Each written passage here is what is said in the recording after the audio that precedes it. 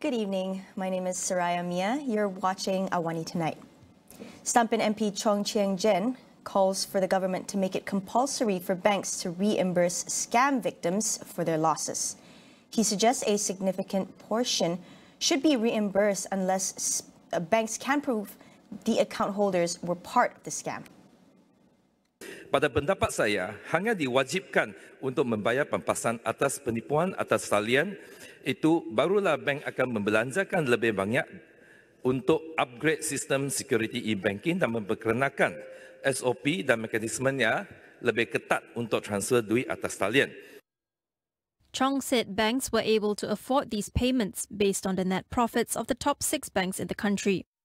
He added that the losses of scams only made up a fraction of banks' profits, but was equivalent to lifetime savings for individual account holders. Cabinet Minister Tengku Datuk Seri Zafrul Tengku Abdul Aziz has confirmed he has been called by the MACC to help with an investigation.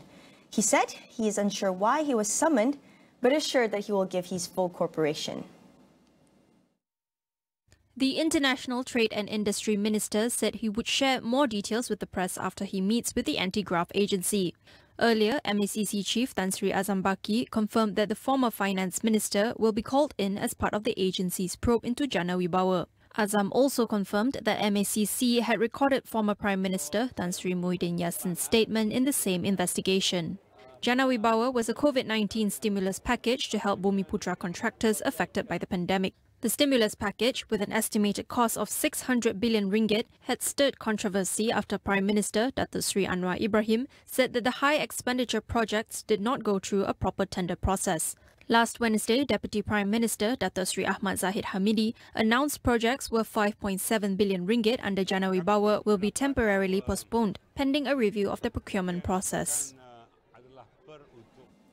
The government is looking at a ride-sharing or carpooling to improve first and last mile connectivity within the Klang Valley's public rail system.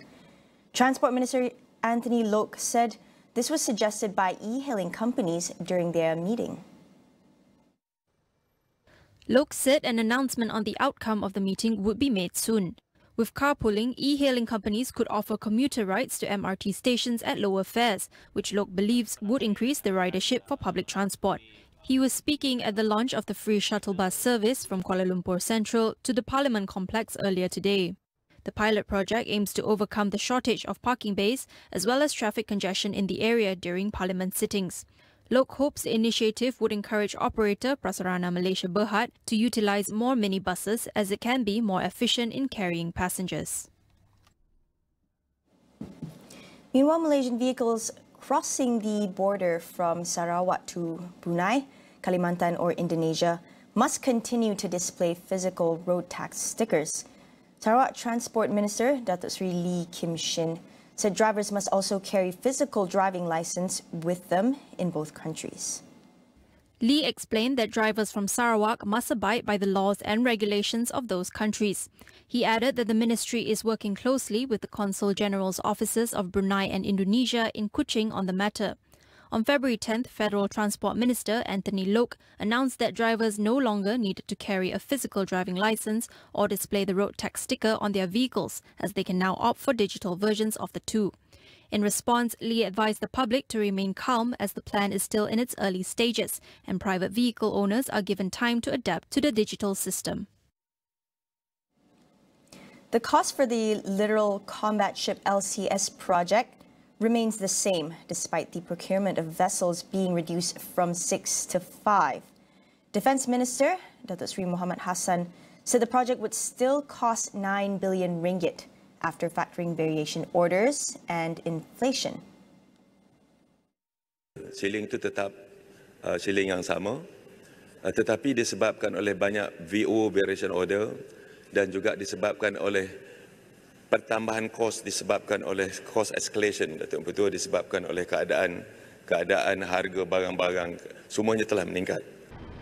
On January 30th, the government announced that it would reduce the LCS ships to 5 from the original 6 after the government deliberated on whether to proceed with the project. The project was heavily criticized after the Public Accounts Committee (PAC) revealed that Putrajaya had already paid out over 6 billion ringgit, despite none of the ships being completed. Mohamad also said the ministry is in the final phase of finalizing the proposal to continue the LCS project through a cabinet memorandum that will soon be presented. The first LCS, he said, is expected to be completed in 2024 and will begin full operations around 2026 after undergoing several assessments. On to news concerning the youths, the government aims to provide on-the-job training to young people to tackle skill gaps required for jobs. Economy Minister Rafizi Ramli said this involves opening an academy under the Technical and Vocational Education and Training TVET program. Known as the Academy in Factory, he said it could train up to 100,000 youths this year if successfully implemented. As an example, Rafizi said companies, such as those in the manufacturing sector, would provide training to the youths to gain the necessary skill set and subsequently provide them with job opportunities. He told the Dewan Rakyat today that the low demand for youths as part of the labour force was due to incompatible spectrum of jobs and the lack of required skills, such as digital skills. Private higher education institutions, IPTS, that offer non-accredited programs by Malaysian Qualification Agency MQA risk a fine of not over 100,000 ringgit or jail time not exceeding 2 years or both. Higher Education Minister Datuk Seri Muhammad Khalid Nordin said institutions found guilty can be charged under the Malaysian Qualifications Agency Act or Act 679. Mana-mana IPTS yang didapati menawarkan program yang tidak mendapat akreditasi tetapi telah mengelirukan pihak awam dengan mendakwa program tersebut telah mendapat akreditasi MQA, mereka boleh didakwa dan dikenakan tindakan di bawah Seksyen 96 dan 97 Akta MQA. Kedua-dua seksyen ini memperuntukkan bahawa mana-mana orang yang mendaftarkan pelajar bagi sesuatu program yang didakwa sebagai program diakredit tanpa suatu perakuan melakukan suatu kesalahan dan boleh apabila disabitkan didenda tidak melebihi RM100,000 atau dipenjarakan selama tempoh tidak melebihi 2 tahun atau kedua-duanya sekali. Meanwhile, he said those found promoting or advertising non-accredited programs under Section 97 of Act 679 can face a fine of not more than 200,000 ringgit, a jail term not exceeding 3 years, or both. Off for a quick break. Stay tuned.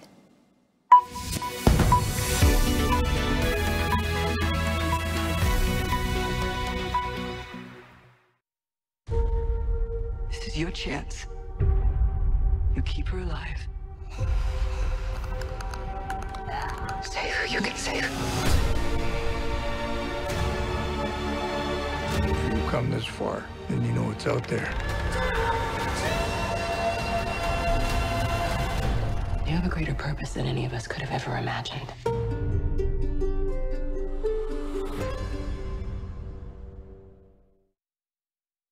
Korban gempa bumi kuat di Turkiye dan Syria pada Isnin mencecah lebih 4,300 orang. Kegarannya dirasai sampai ke Mesir dan Cyprus. Allah'tan rahmet diliyorum. Tekrar yakınlarına başsağlığı diliyorum. Pihak berkuasa tempatan tidak mewajibkan penggunaan panduan reka bentuk gempa ke dalam Undang-Undang Kecil Bangunan Seragam 1984. Yang ini perlu dilaksanakan sebenarnya oleh local authority. Ikuti perkembangan terkini. Buletin Awani 12.30 hari.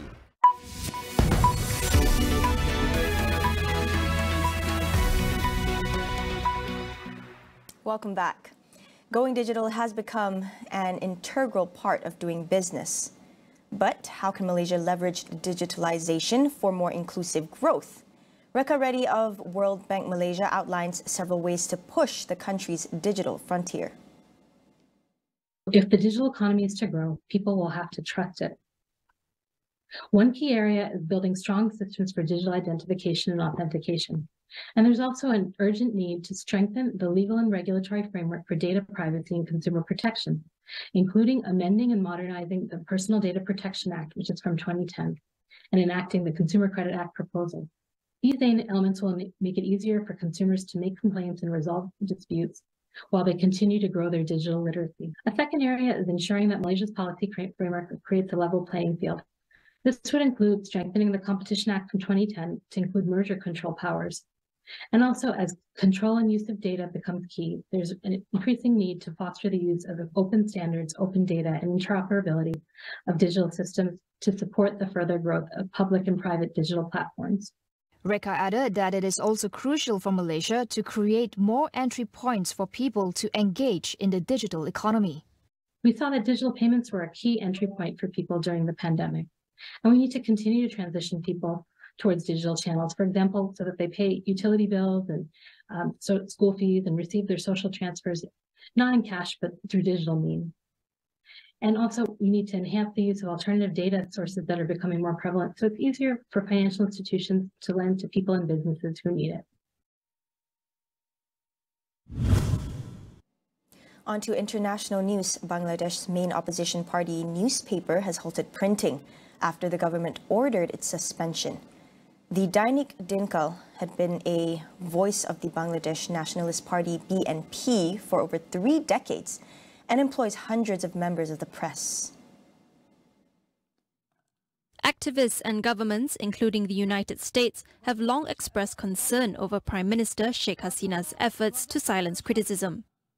Dhaka district authorities ordered the shutdown on December 26, but the newspaper continued to publish after making an appeal at the Press Council. That appeal was rejected on Sunday, upholding an order that said the printing permit of the newspaper was cancelled after it violated Bangladesh's printing and publication laws. The council also said the paper's publisher, Tariq Rahman, was a convicted criminal and living abroad without handing over his role to someone else. While Rahman submitted his resignation and appointed a new publisher, authorities did not accept the changes. Hasina's government previously ordered the closure of 191 websites it accused of publishing anti-state news last month. 36 people died, while hundreds displaced after heavy rains in Brazil's Sao Paulo state caused flooding and landslides. Rescue teams continue to search for victims and unblock roads that trapped tourists traveling for the country's annual carnival celebrations. More than 600 millimeters of rain fell in some areas on Sunday, twice the expected amount for the month. Weather forecasts show heavy rains will continue in the coastal areas, threatening to make conditions worse for emergency teams and raising the prospect of a higher death toll. A 180-day state of calamity has been declared in 6 towns in the state, while carnival events across the northern coastline have also been cancelled. Extreme weather events fueled by climate change are taking a heavy toll on Brazil. Last year, torrential rains in the city of Petropolis killed more than 230 people. Meanwhile, it will cost New Zealand up to $8 billion to fully recover from the devastating cyclone Gabrielle, which left at least 11 people dead. New Zealand Prime Minister Chris Hipkins today announced a cyclone relief package worth $187 million and extended the national state of emergency for another 7 days. Finance Minister Grant Robertson said the total cost would be similar to the $8.42 billion spent rebuilding Christchurch after the devastating 2011 earthquake. Recovery efforts are continuing with search and rescue teams still working in cyclone-damaged areas. Police said roughly 2,200 people are still unaccounted for. This is only the 3rd time in New Zealand's 183-year history that a national state of emergency has been declared. The other 2 times were for the 2019 Christchurch attacks and the COVID-19 pandemic. That ends our show tonight. Thanks for watching. My name is Saraya Mia, and we'll see you soon.